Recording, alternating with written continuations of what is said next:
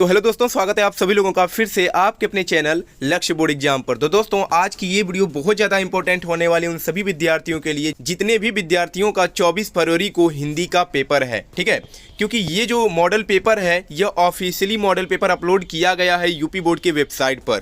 तो अगर आपने सब कुछ तैयार कर लिया है, सारे इंपॉर्टेंट क्वेश्चंस कर लिया, लेकिन अगर आप जो ऑफिशियल मॉडल पेपर अपलोड किया गया अगर आप उसको अच्छे से नहीं करके जाते हैं, उसमें दिए गए प्रश्नों को अगर आप तैयार करके नहीं जाते हैं तो आपके नंबर कम आ सकते हैं। ठीक है, क्योंकि बहुत बार देखा गया है कि जो ज़्यादातर क्वेश्चंस होते हैं वो मॉडल पेपर से ही पूछ लिए जाते हैं। तो सबसे पहले आपको क्या करना है, जो ऑफिशियल मॉडल पेपर है जो यूपी बोर्ड के द्वारा अपलोड किया गया है, सबसे पहले उस मॉडल पेपर के क्वेश्चंस को अच्छे से तैयार कर लेना है। तो ये जो मॉडल पेपर देख सकते हैं यहाँ पर 2024 से 2025 के लिए है, यानी जितने भी विद्यार्थियों का 24 फरवरी को हिंदी का पेपर है उनके लिए ही ये मॉडल पेपर अपलोड किया गया था। समय 3 घंटे 15 मिनट का है। यहाँ पर देख सकते हैं कुछ निर्देश दिए गए हैं जिन्हें आपको अच्छे से पढ़ना है और यही पैटर्न आपके पेपर का रहने वाला है।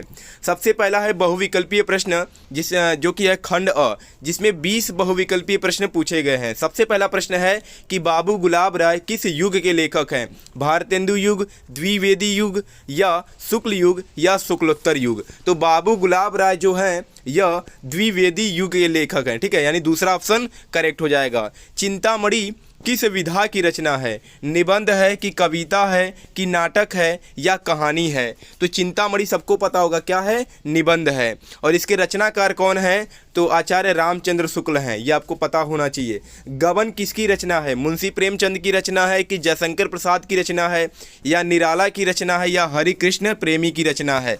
तो गबन जो है यह मुंशी प्रेमचंद की रचना है। देखिए, मुंशी प्रेमचंद की रचनाएं बार बार पूछी जाती हैं।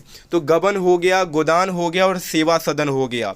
ये तीनों रचनाएं मुंशी प्रेमचंद की हैं और तीनों रचनाएं किस विधा की रचना है? तो तीनों उपन्यास हैं। ठीक है, तो विधा भी पता होना चाहिए।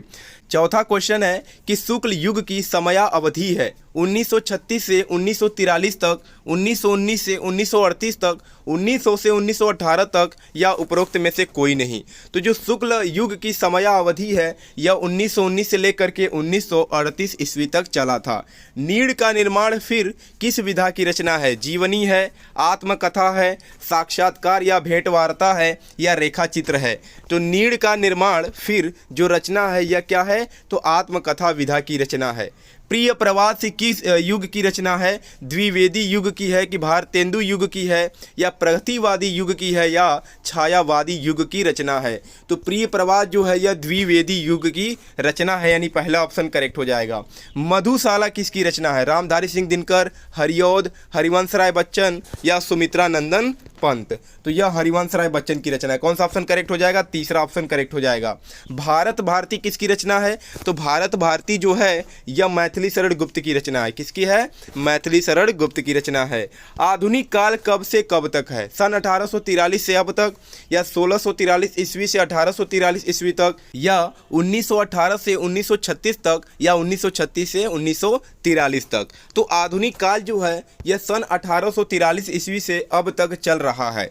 10 नंबर क्वेश्चन है, मतीराम किस युग के कवि हैं? आधुनिक काल के हैं, आदि काल के हैं, भक्ति काल के हैं या रीति काल के हैं? तो मतीराम जो है यह रीति काल के कवि हैं। हास्य रस का स्थायी भाव क्या होता है? तो हास्य रस का स्थायी भाव हास होता है, सबको पता होगा। देखिए, 10 क्वेश्चन जो है ऊपर के जो 10 क्वेश्चन पूछे गए थे ये गद्य साहित्य से और पद्य साहित्य से पूछे गए थे। अब जो 10 क्वेश्चन है ये आपसे व्याकरण से पूछा जाएगा। ठीक है, तो 12 नंबर प्रश्न क्या है कि सोहत ओढ़े पीतपट श्याम सलोने गात मनव नीलमणि शैल पर आतप परियो प्रकाश। उपरोक्त पंक्तियों में कौन सा अलंकार है? उपमा अलंकार है, उत्प्रेक्षा अलंकार है, रूपक अलंकार है या श्लेष अलंकार है? तो इसमें कौन सा अलंकार है? तो रूपक अलंकार है। तीसरा ऑप्शन करेक्ट हो जाएगा। और ये जो एग्जाम्पल है बहुत ज़्यादा इंपॉर्टेंट है क्योंकि हर बार ये क्वेश्चन आता ही रहता है। रोला छंद में कुल कितने चरण होते हैं? 3 होते हैं, 2 होते हैं, 4 होते हैं या 5 होते हैं? तो रोला छंद में 4 चरण होते हैं। तीसरा ऑप्शन करेक्ट हो जाएगा। आकर्षण शब्द में किस उपसर्ग का प्रयोग किया गया है? तो देखिए, उपसर्ग का मतलब जो शब्द के शुरू में लगता है और प्रत्यय का मतलब जो शब्द के लास्ट में लगता है। तो आकर्षण में क्या है, आ है। तो कौन सा ऑप्शन करेक्ट हो जाएगा, चौथा ऑप्शन करेक्ट हो जाएगा। इसमें आ उपसर्ग का प्रयोग किया गया है। रचना के आधार पर वाक्य के कितने भेद होते हैं, 2 होते हैं, 5 होते हैं, 6 होते हैं या 3 होते हैं। तो रचना के आधार पर वाक्य के 3 भेद होते हैं। पीताम्बर में कौन सा समास है, तो देखिए पीताम्बर का मतलब क्या होता है, पीला वस्त्र, अर्थात श्री कृष्ण का वर्णन यहाँ पर किया गया है। तो जब भी इसमें तीसरे पद की प्रधानता होती है तो वहाँ पर कौन सा समास होता है, बहुव्रीहि समास होता है। तो कौन सा ऑप्शन करेक्ट हो जाएगा, तीसरा ऑप्शन करेक्ट हो जाएगा। आंसू का तत्सम रूप है, अश्रु है, अंशु है, रोना है या आँख है। तो आंसू का जो तत्सम रूप है वह अश्रु होता है। कर्तृवाच्य में किसकी प्रधानता होती है, तो कर्तृवाच्य में कर्ता की प्रधानता होती है, यानी पहला ऑप्शन हो जाएगा। अगर यहीं पे कर्मवाच्य रहता तो कर्म की प्रधानता होता। ताभ्य शब्द में वचन एवं विभक्ति कौन सा है, तो ताभ्य शब्द में वचन एवं विभक्ति जो है वह चतुर्थी विभक्ति बहुवचन है। निम्नलिखित में से सर्वनाम है। सर्वनाम का मतलब क्या होता है, जो संज्ञा के स्थान पर प्रयोग किए जाते हैं। तो मनुष्य होगा कि बचपन होगा कि वह होगा या इनमें से कोई नहीं। तो यहाँ पर जो तीसरा ऑप्शन है यानी कि वह, ये संज्ञा के ही स्थान पे प्रयोग किया जाता है। तो यही क्या हो जाएगा, सर्वनाम हो जाएगा। तो ये 20 क्वेश्चन जो थे यह एमसीक्यू टाइप क्वेश्चन थे और सभी के सभी प्रश्न बहुत ज़्यादा इंपॉर्टेंट है। उसके बाद वर्णनात्मक प्रश्न यानी कि खंड ब स्टार्ट होता है और सबसे पहला प्रश्न क्या है, गद्यांश है। तो लिखा गया कि निम्नलिखित गद्यांश पर आधारित 3 प्रश्नों का उत्तर देना है। यहाँ पर देख सकते हैं एक गद्यांश दिया गया है और इस पर 3 प्रश्न पूछे गए हैं। ऐसे अथवा में एक और गद्यांश दिया गया, अगर आपको पहला नहीं आता है तो दूसरा कर सकते हैं, इसमें भी 3 क्वेश्चन हैं। फिर दूसरा क्वेश्चन है, दिए गए पद्यांश पर आधारित 3 प्रश्नों का उत्तर दीजिए। चरण कमल बंदो हरिराई, जाकी कृपा पंगु गिरि लंघय। तो यह सूरदास के पद जो चैप्टर है उससे लिया गया है। तो आपको संदर्भ लिखना है, व्याख्या करना है और इसमें बताना है जो रेखांकित अंश किया गया कि कौन सा अलंकार है। ठीक है, अगर ये आपको नहीं आता तो अथवा में एक और पद्यांश दिया गया है, इसको भी आप कर सकते हैं। फिर उसके बाद आता है संस्कृत से क्वेश्चन। संस्कृत में भी क्या करना होता है, संदर्भ लिखना होता है और इसका हिंदी में अनुवाद करना होता है। जैसा कि देख सकते हैं यहाँ पर 2 ठो है। ठीक है, या तो पहला कीजिए या तो दूसरा कीजिए, कोई एक करना है। फिर एक श्लोक आता है, श्लोक में भी 2 है, इसमें भी संदर्भ और व्याख्या करना है। जैसे पहला क्या है, मानम हित्वा प्रियो भवति, क्रोधम हित्वा न सोचति, कामम हित्वार्थवान भवति, लोभम हित्वा सुखी भवेत। या ये नहीं आता तो दूसरा कर सकते हैं। फिर 5वां क्वेश्चन है, आपके अपने पठित खंडकाव्य के आधार पर निम्नलिखित प्रश्नों में से किसी एक प्रश्न का उत्तर दीजिए। किसी एक प्रश्न का उत्तर देना है और उसी प्रश्न का देना है जो आपके ज़िले में खंडकाव्य चलता है। तो अगर आपके ज़िले में मुक्ति दूत खंडकाव्य चलता है तो या तो पहला करना है यानी कि गांधी जी का चरित्र चित्रण लिखना है, या तो दूसरा करना है चतुर्थ सर्ग का कथानक यानी कि सारांश अपने शब्दों में लिखना है। ठीक है, तो आपके ज़िले में जो खंडकाव्य चलता है उसी के प्रश्नों का उत्तर आपको देना है। फिर 6 का पहला क्वेश्चन है कि दिए गए लेखकों में से किसी एक लेखक का जीवन परिचय लिखते हुए उनकी एक प्रमुख रचना का नाम लिखना है। जैसे डॉक्टर राजेंद्र प्रसाद, जयशंकर प्रसाद, आचार्य रामचंद्र शुक्ल, किन्हीं एक आपको लिखना है। वैसे ही कवि में भी एक का जीवन परिचय और रचना का नाम लिखना है। पहला है गोस्वामी तुलसीदास, सुमित्रानंदन पंत या महाकवि सूरदास। फिर उसके बाद एक आपको श्लोक लिखना है जो कि इस प्रश्न पत्र में ना आया हो। ठीक है, फिर उसके बाद 8वां क्वेश्चन है, निम्नलिखित में से किन्हीं 2 प्रश्नों का उत्तर संस्कृत में दीजिए।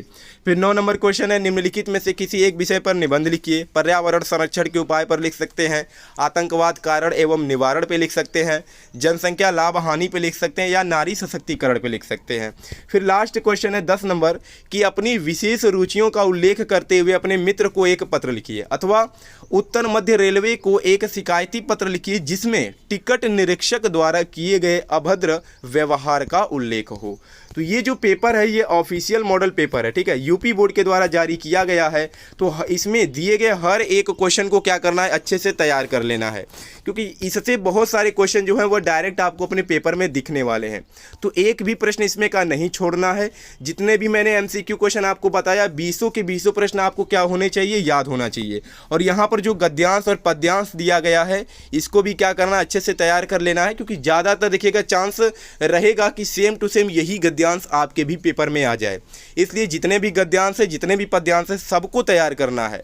और जो निबंध इसमें 3 से 4 टॉपिक्स पर लिखने के लिए दिया गया है उसी टॉपिक्स पर आपको क्या करना है, निबंध भी तैयार करना है, क्योंकि एक न एक टॉपिक पर जरूर आ जाएगा, चाहे तो पर्यावरण पे आएगा चाहे आतंकवाद पे आएगा।